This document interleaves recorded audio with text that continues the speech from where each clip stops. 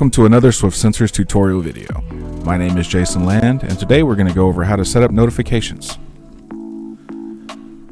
Once we've logged into the account, simply scroll to the top of the screen and select Notification. Scroll down and highlight Notifications. Choose the plus symbol. And here in notification type, we can choose to measurement, composite, or hardware. For this application, we're just going to use measurement.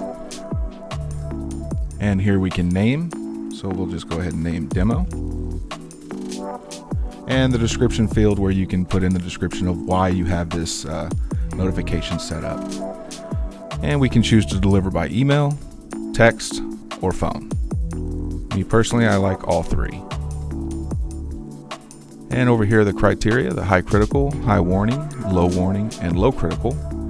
Now, since I like to get my notifications before it's too late, I also like to highlight low warning and high warning.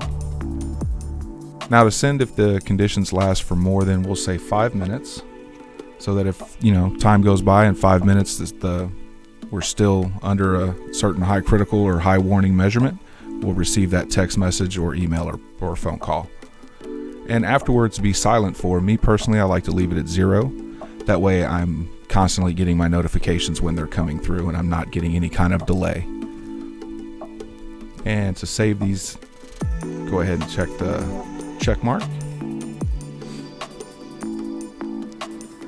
And our measurement notification has been added.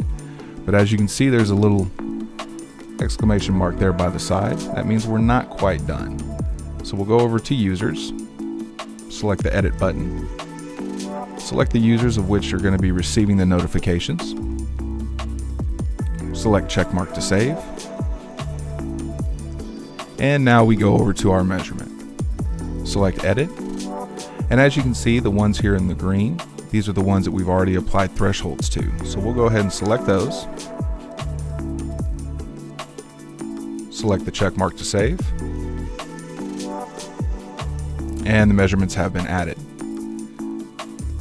For more information, please visit us at www.swiftsensors.com or email us at support@swiftsensors.com.